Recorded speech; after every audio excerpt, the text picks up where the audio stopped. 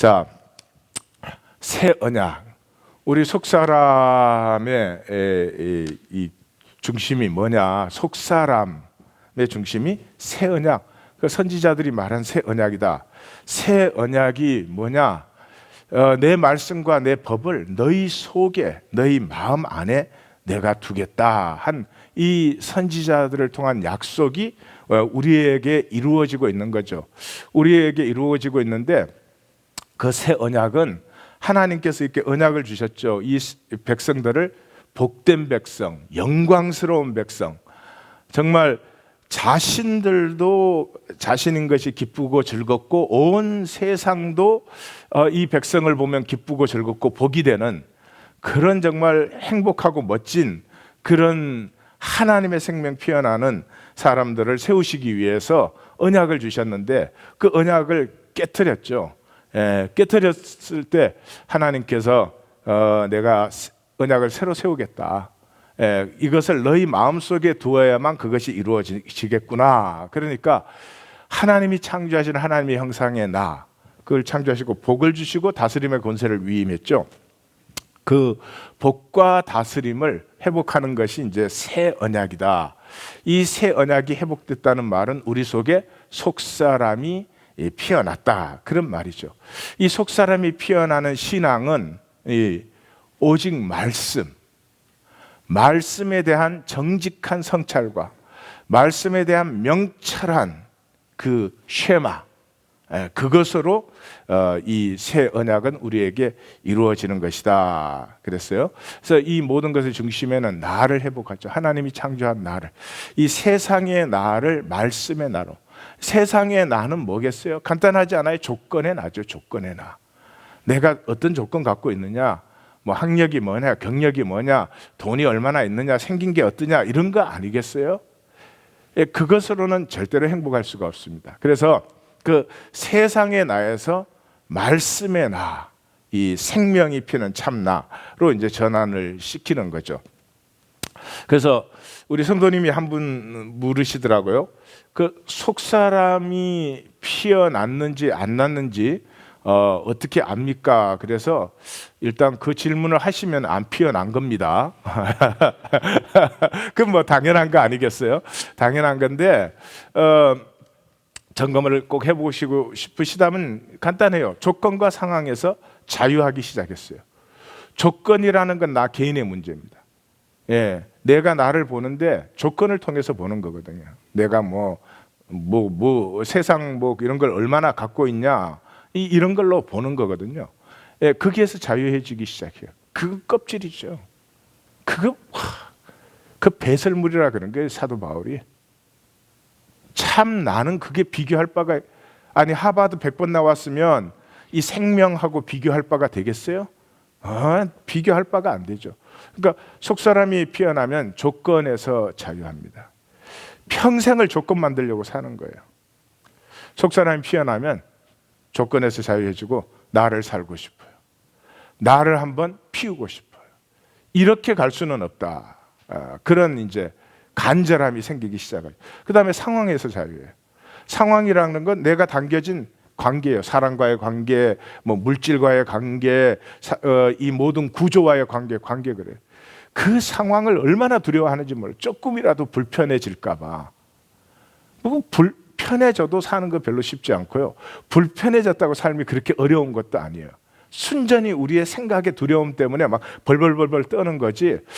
굳은 날이 와도 괜찮고 좋은 날이 와도 괜찮다, 이런 사람에게는 상황이라는 게 어려울 때는 어려운 대로 지나가는 맛이 또 괜찮지.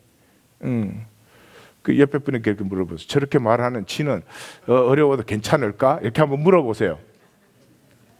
네? 답을 해주세요. 많은 어려움을 지나왔어. 많은 어려움을. 성도님들이 제가 지난 어려움을 지나면 자살한 사람도 많을 거예요. 한번 무고하게, 멀쩡하게 이 사람들이 막 욕하고 온갖 이상한 얘기를 만들어내고 해봐요. 그 사람이라는 거 참 연약한 것입니다. 참 연약한 것입니다. 저 사람이 왜 저러지 싶어요. 저 사람이 왜 저러지 싶어요. 예. 그러고도 그 많은 사람들 중에 지금 돌아와서 나한테 용서를 구한 사람은 몇 사람 되지도 않습니다. 용서 구할 용기가 없는 거예요. 그때 내가 잘못했습니다. 그 말 한마디면 되는데 그 말 한 사람이 10손가락에 들어요. 10손가락 겨우. 그러니까 사람이 약한 거예요. 예, 그러니까 뭐 그 세상 상황이라는 거 사실 마귀가 죽일 것 같죠. 너는 끝장이다 이렇게 막 하고 넌 절대로 안 된다 이렇게 하죠. 지나가 보세요. 별게 아니에요. 별게 아니에요. 그런 게 하나도 중요하지 않아. 내 안에서 내가 바라보는 하나님과 나 사이가 중요하지 그런 건 아무것도 아니에요. 이제는 장성한 신앙에 우리 모두가 들어갈 줄 믿습니다. 네. 자, 속사람이 피어났다면 조건과 상황에서 이제 자유하기 시작해요. 그보다 나 자신 그리고 무엇보다 하나님 이 내 안에 있는 그리스도가 너무너무 중요하고 소중하고 항상 생각과 묵상이 이제 그리로 흐르기 시작하죠. 그래서 십자가가 들어옵니다. 십자가가 무엇이냐? 바른 거울이에요. 바른 거울. 우리는 관계적 존재예요. 그래서 우리는 거울자를 갖고 있죠. 너가 나에게 어떻게 대해주느냐로 나를 평가해요. 제가 성도님들을 교회에서 대할 때마다 그냥 아주 영적으로 훌륭한 사람처럼 이렇게 대해드리면 처음에는 조금 이상하다가 아마 일주일도 못 돼서 세뇌가 돼가지고 아 내가 정말 훌륭한 영성을 갖고 있구나 이렇게 생각을 할 거예요. 근데 내가 일주일 동안 볼 때마다 너 믿을래 안 믿을래? 그따위로 살래? 막 이래봐요. 그러면은 잘 믿는 사람도 이렇게 이게 좀 이상한데 이렇게 될 거예요. 하여튼 그 사람은 거울적 이렇게 태어나면서부터 아이가 엄마 아빠가 나를 어떻게 대하느냐에서 내가 만들어지죠. 그런데 이 세상에 있는 거울들은 부모를 포함해서 부모가 나빠서가 아니라 전부 왜곡된 거울이에요. 온전치가 못하잖아요. 그리고 밖에 있는 거울이잖아요. 그래서 우리를 보면은 모든 것을 죄와 악과 연약함으로 보죠. 못난 것으로 봐요. 우리 중심의 진실을 아직은 이게 잘하고 있는 거잖아요. 이 자랄 동안 미성숙하니까 온갖 미스테이크들이 나오지. 죄와 악과 연약함들이 나오죠. 그러니까 그거를 보는 게 아니고 진짜 나를 볼 수가 있다면 그 잘못했을 때 안타까워하고 힘들어하고 다음에는 내가 꼭 잘해야지 이런 이 중심의 진실함을 본단 말이에요. 그러니까 중심의 진실함을 봐주면 중심의 진실함이 피어나고 자라나는데 이 바깥것을 봐주면 어떻게 돼요? 나뭇잎 치마만 잘하죠. 하여튼 요리조리 썩이고 잘 실수 안 한 척하고 잘못 안 한 척하고 거기에 그래서 이 중심의 진실을 받아주는 그 존재가 필요해요. 이것을 이제 사도 요한은 여기에 대한 이제 뭐 사도 요한의 그 서신들에게 가득하죠. 아마 그 제일 어린 제자여서 사랑을 많이 받아서 그런 것 같아요. 그래서 그 사도 요한은 이 그리스도를 참신랑이라고 부르죠. 참신랑. 맞아요. 우리에게 유일한 참신랑이에요. 내 중심의 진실을 그대로 받아주신다. 그분에게는 정죄가 없어요. 그분에게는 나의 판단 뭐 이게 없어요. 그래서 아무것도 이 속사람을 만나고 나면은 내 안에 그리스도를 만나고 나면은 이 세상에서 얼마나 많은 에너지를 낭비하는 나를 방어하고 나를 가리는 이 에너지를 내리고요. 내 모습 그대로 나아가요. 그런데 이 참신랑이 중심의 진실을 받기 때문에 중심의 진실을 받을 때 내 악과 죄가 거름이 되어서 이 중심의 진실이 100배, 60배, 30배로 커나가요. 씨 뿌린 자의 비유에서 100배, 60배, 30배 열매는 이 열매를 말해요. 이 속사람이 100배, 60배, 30배로 이렇게 열매를 자라는 사람은 삶에 무엇을 해도 그 열매를 누리고 거두게 되어 있어요. 예. 그래서 십자가가 뭐냐? 바른 거울이에요. 바른 거울. 이 십자가를 만나면서부터 우리가 성육의 자리에 들어가게 돼요. 말씀이 내 삶이 되는, 말씀이 내 자신이 되는 예수님은 성육이 시작이었잖아요. 육체로 오신 게 시작이었죠. 우리는 성육이 완성의 과정이에요. 예. 예수님은 성육하셔서 이렇게 부활승천하시고 성령으로 오셨지만 우리는 그걸 받는 우리는 거꾸로 해요. 성령이 임하셔서 그때부터 이제 과정들이 생겨서 제일 마지막에 이루어지는 게 뭐냐 그러면 성육이 세상에 헛된 건 다 없어지고 말씀으로 피어난 나가 이렇게 완성이 되는 게, 그러니까 예수님의 과정과 우리의 과정은 이렇게 정반대로 그렇게 되어 있다. 그래서 이 성육이 되면은 생존에서, 성육이 되는 만큼 생존에서 자유해요. 그래서 생존의 삶이 끝나고 생명이 피어나기 시작합니다. 자, 이게 생명이 피어나는 과정의 특징이, 도종환 시인이 그랬나요? 흔들리지 않고 피는 꽃이 있으랴. 들어보셨나요? 그 한국은 뭐 강원 앞에 뭐 이렇게 빌보드 차트가 있나 봐요. 거기에 이렇게 한마디씩 올리는 글이 있는데 그 중에 이게 올라가서 뭐 그렇게 사람들이 좋아했다고, 흔들리지 않고 피는 꽃이 있으랴. 그렇죠. 고난이 없으면 생명은 피지 않습니다. 기독교 신앙은 뭐라고 해놨어요? 하나님 잘 믿으면 고난 없다 그랬죠. 어쩌면 그렇게 말하지 않았는데 받는 우리가 그렇게 받았을지도 모르겠어요. 하나님 잘 믿으면 고난이라는 건 없겠지. 여러분, 고난이 없는 삶이라는 거는 그건 유령이나 그럴지 모르겠어요. 우리 모두가 고난이 있어요. 우리 모두가 고난이 있어요. 그래서 이 고난이 두려워서 고난을 피하게 댕기느라고 찌찌한 고난을 받으면 삶이 그냥 찌찌해지는 거예요. 어차피 삶은 고난이 필요한데 고난을 그냥 콱 받아. 난 뭐 이렇게밖에 표현할 수가 없을 것 같아요. 사람이 한평생 사는데 정말 고난 한번 제대로 없었다 그러면 부끄러운 거예요. 부끄러운 거. 거기서 뭐가 그렇게 피겠어요? 장성한 신앙에 우리가 들어갑니다. 고난 두려워하느라고 평생에 살아본 적이 없어요. 고난을 마주치면 사는 거예요. 사는 거. 한번 살아보는 거예요. 이제는 한번 살아보는 거예요. 예. 한번 살아보는 거예요. 예, 옆에 분에게 뭐 언제나 안 살았나? 아니요. 산 적 없어요. 고난이 무서워서 도망댕겼지 산 적 없어요. 고난을 두려워하실 필요가 없어요. 십자가의 주님을 만난 사람은 고난을 두려워할 필요가 없죠. 그래서 이 고난에 대해서는 베드로가 또 전문가 아니겠어요. 그래서 굉장히 길게 썼는데 제가 한 절만 딱 뺐어요. 베드로전서 4장 1절 같이 읽습니다. 그리스도께서 이미 육체의 고난을 받으셨으니 너희도 같은 마음으로 갑옷을 삼으라. 이는 육체의 고난을 받은 자는 죄를 거쳤음이니. 이 재밌는 말이에요. 육체의 고난을 받은 자는 죄를 거쳤어요. 고난을 마주치면서부터요. 마주쳐 보세요. 그때 죄 안 지어요. 고난을 피하려니까 죄 짓지. 죄도 찌찌한 죄나 지으면서. 예.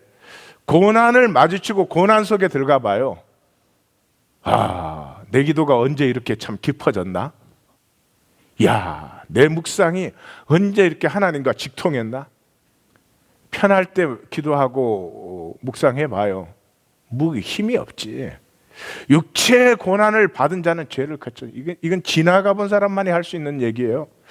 다시 2절 읽습니다. 그 후로는 다시 사람의 정욕을 따르지 않고 하나님의 뜻을 따라 육체의 남은 때를 살게 하려 함이라. 우리 육체의 남은 때가 있습니다. 계속 죄 짓고 살겠습니까? 하나님의 뜻을 따르겠습니까? 예? 어느 쪽으로 사시겠어요? 뭐가 관심이세요? 자, 이제 육체의 남은 때 돈 좀 더 벌면 많은 차이 생길까요? 아니요. 아니, 돈 더 버는 게 관심이어서 돈 많이 더 벌 수 있다면 그래도 괜찮겠지만 세상이 그렇게 그 미끼를 함부로 주지는 않습니다. 자, 우리는 하나님께 운명을 건 사람이니까 내 육체의 남은 때를 하나님의 뜻을 따라 살리라. 하나님의 뜻을 따라 살리라. 하나님의 뜻을 따라 살 때 내가 얼마나 복되어지고 내 가족 관계가 얼마나 복되어지고 내 삶이 얼마나 복되어지는지 반드시 체험하시기를 주의 이름으로 축원합니다. 고린도전서에서는 사도 바울 뭐 또 이 고난의 대가잖아요. 빌립보서가 먼저 나왔고, 빌립보서에서는 뭐 여러분 잘 아시는 말씀이죠. 내가 무엇이든지 내게 유익하던 것을 내가 그리스도를 위하여 다 해로 여기면, 유익해 이거는 이익 손해 그 단어입니다.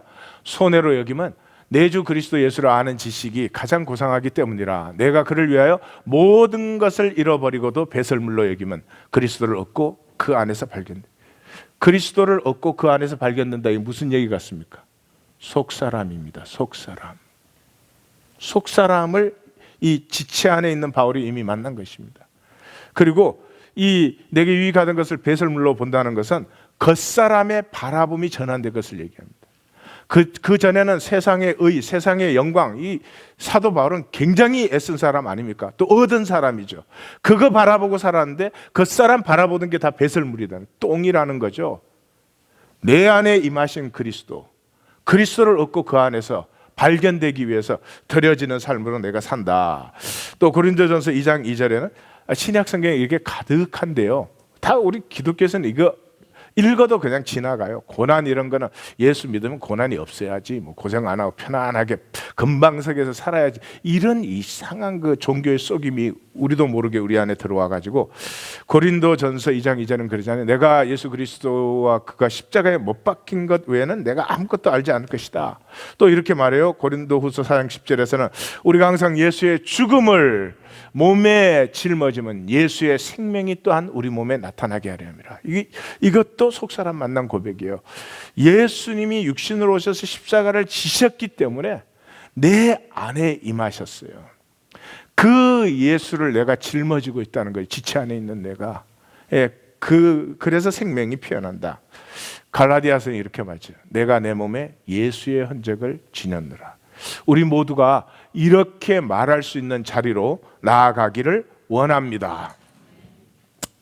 사실 십자가를 질 때까지는 믿는다 그러시면 안 됩니다. 믿는다 그러시면 하나님 앞에 죄송한 얘기죠. 믿는다는 말은 산다는 말이에요. 믿는 걸 살아요.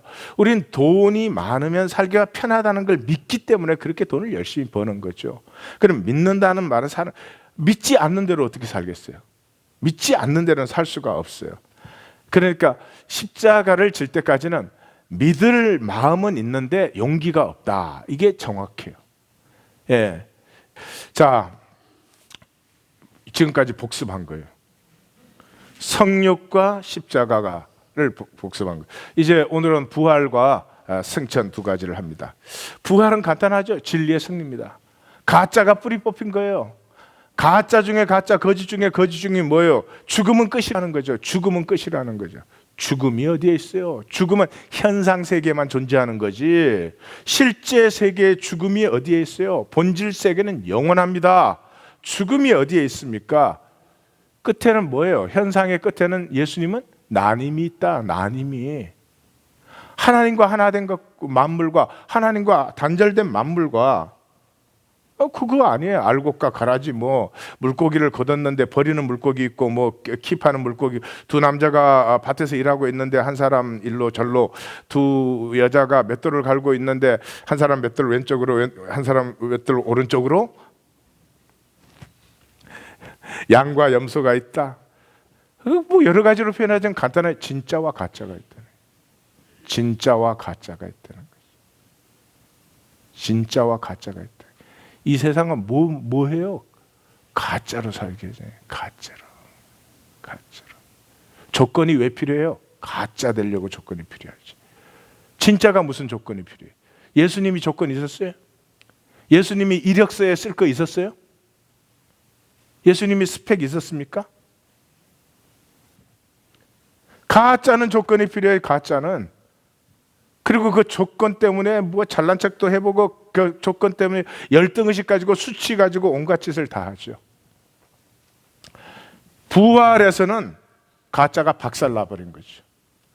그 부활의 신앙을 가지고 있다는 것은 세상 가치 있으면 누리고 없으면 뭐 상관 전혀 없죠. 왜? 생명, 참된 생명이 이제 살아나고 피어나기 시작했으니까. 그 다음에 왜곡의 끝이에요. 우리의 자아가 왜곡되어 있잖아요. 이런 게 뭐 다 알아도 이게 제대로 안 되는 이유가 자아가 왜곡되어 있잖아요.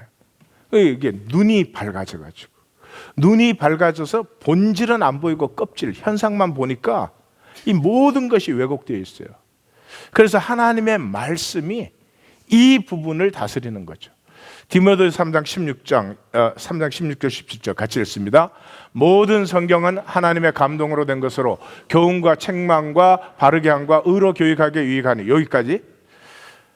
모든 성경은 뭐를 한다고? 교훈과 교육 사이에 책망과 바르게 함이에요. 말씀은 반드시 우리를 나무랍니다. 말씀을 들으면 반드시 우리를 쪼갭니다.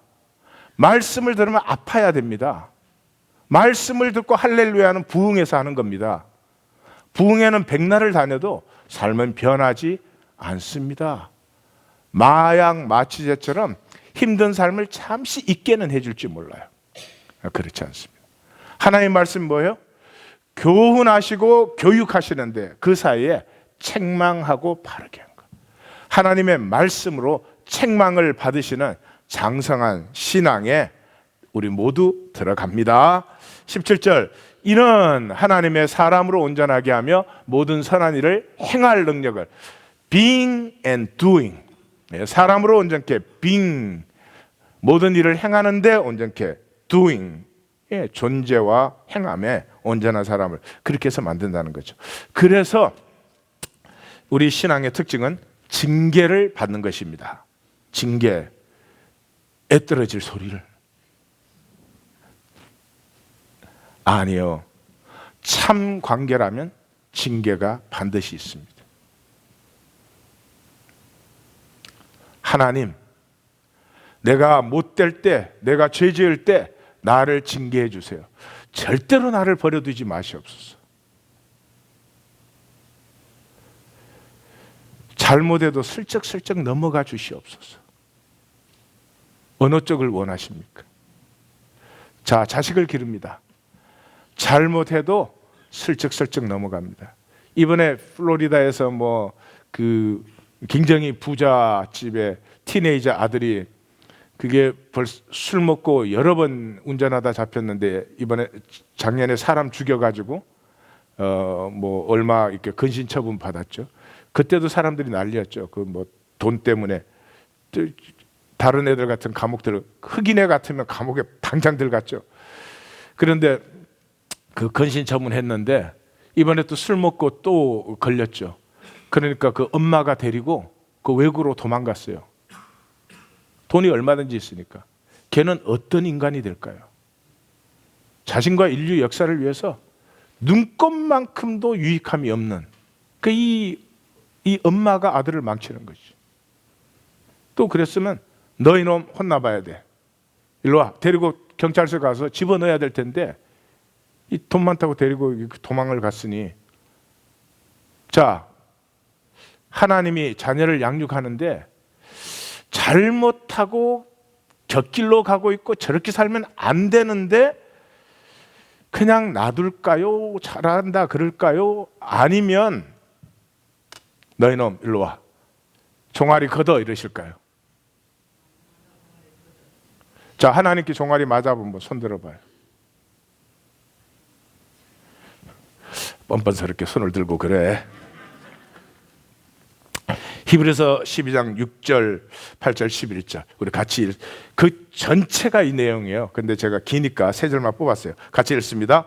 주께서 그 사랑하시는 자를 징계하시고 그가 받아들이시는 아들마다 채찍질하심이라 하였으니 징계는 다 받는 것이오늘 너희에게 없으면 사생하여 친아들이 아니다. 무릇 징계가 당시에는 즐거워 보이지 않고 슬퍼 보이나 후에 그로 말미암아 연단을 받은 자들은 의와 평강의 열매를 맺느니라. 아멘. 의와 평강의 열매가 무엇으로 온다고요? 징계로 와요. 징계로. 잘해서 칭찬받을 때 올 수 없어요.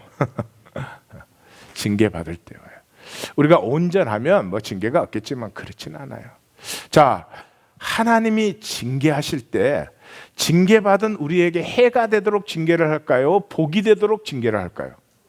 복이 되도록 징계를 믿으세요.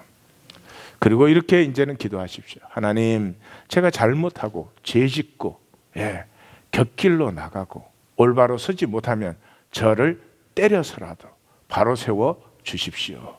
사랑하는 자를 징계하고 채찍질한다 그랬잖아요. 그 다음에 승천입니다. 부활에서 두 가지를 했어요. 부활에서 뭐 했다고요? 거짓이 끝나고 왜곡된 자를 이 교정하는 것은 하나님의 이 부활의 능력. 그 부활의 말씀, 부활의 복음이 우리의 왜곡된 자를 이제 교정하는 것이죠. 그다음에 승천은 사랑의 승리예요. 에베소서 2장 6절에 우리를 이렇게 말합니다. 또 함께 일으키사 그리스도와 우리를 품에 안고 함께 일으키사 그리스도 예수 안에서 함께 하늘에 앉히셨다. 같이 우리를 승천시켰다. 이러는 거죠.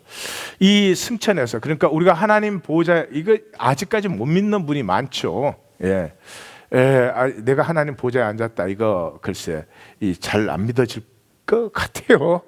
마귀가 속인 하나님과의 이제 단절이 여기서 끝나는 거예요. 승천에서. 그게 무슨 말이냐?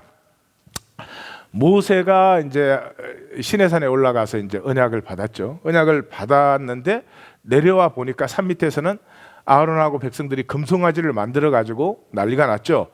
그래서 그 돌판을 던졌더니 돌판이 이제 깨어졌어요. 그래서 두 번째로 다시 이 하나님의 언약을 받기 위해서 두 번째로 다시 산에 올라갔습니다.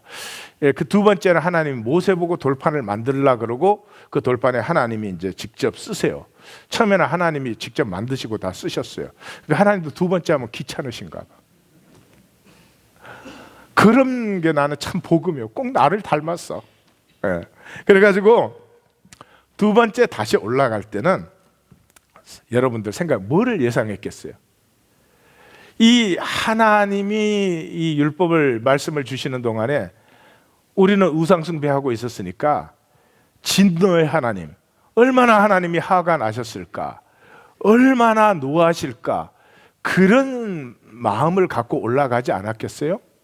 모세가? 응? 눈이라도 깜짝깜짝? 니나 노 그러고 올라간 건 분명히 아닐 거예요. 근데 딱 올라가서 둘째 것을 주시기 전에 하나님이 뭐라고 말씀하시는지 잘 들어보십시오. 여호와께서 모세 앞으로 지나가시며 선포하시되 여호와라 여호와라 자비롭고 은혜롭고 노하기를 더디하고 인자와 진실이 많은 하나님이라. 지금 한 방 맞을 줄 알고 왔는데 하나님 뭐라고요? 자비롭고 은혜롭고 노하기를 더디한다. 7절 인자를 1000대까지 베풀며 악과 과실과 죄를 용서하리라. 그러나 벌을 면제하지는 아니하고 아버지의 악행을 자손 3, 4대까지 보응하리라. 이거 여러분 이 5000년 전 메트리얼이에요. 자손 3, 4대까지 보응한다는 거 죄 지은 거 없어지지는 않는다 그 말이에요. 그 말을 하는 거죠. 핵심은 어디였어요? 인자를 1000대까지 베풀고 악과 과실과 그 죄를 용서하리라. 지금 상상되십니까? 지금 하나님의 진노를 예상하고 올라갔는데 하나님이 나는 자비와 용서의 하나님이라고 하는 거지. 그때 이 모세의 겉사람이 이제 조금씩 이렇게 죽어지지만 결정적인 전환이 바로 여기서 일어납니다. 출애굽기 34장에서 결정적인 게 여기서 일어났는데 이 하나님을 체험하면서 모세의 생명은 이제 하나님께 온전히 드려지는, 그러니까 뭐 드려진다 그게 아니죠. 그냥 잘못을 하고 왔는데 그 탕자의 아버지가 반갑게 맞아주고 사랑으로 맞아주니까 그 탕자가 아버지 품에 팍 안겨버리는 그 순간에 이 탕자는 전혀 새로운 사람이 되는 거예요. 두려움과 불안이 다 없어졌고요. 그 다음에 자기가 뭘 어떻게 해야 된다, 성공해야 된다 이런 것도 다 없어져 버리고 말이죠. 그 자기 자신으로서의 어떤 평강과 안식이 그 탕자에게 임한, 바로 모세가 이 순간을 체험하는 거죠. 그러면서 모세에게서 비로소 생명의 영광이 피어나기 시작합니다. 그래서 내려왔더니 어떻게 되어 있어요? 모세의 얼굴에서 광채가 났다 그랬어요. 이거는 그 억눌리고 짓눌리고 뭐 잘해야 돼 뭐 어쩌고 저쩌고 이런 모세 때에 비하면 우리는 지금 억만 배 더 억눌린 사람이지. 이 모세가 하나님의 그 자비와 사랑의 품에 안기면서부터 생명이 꽉 열리기 시작하는 거죠. 광채가 피어나서 이스라엘 자손하고 이렇게 대화할 때 얼굴을 가리고 했다, 얘기가 나타나요. 사랑하는 성도님들, 내 삶에 우리 삶을 돌아보면은 참 하나님 믿는 삶이라고, 이 교회 생활이 참 우리를 속여요. 그죠? 그 생명의 의와 선을 누리지도 열매 맺지도 못하면서 교회를 나온다는 것 때문에 이게 많은 착각을 주는 것 같아요.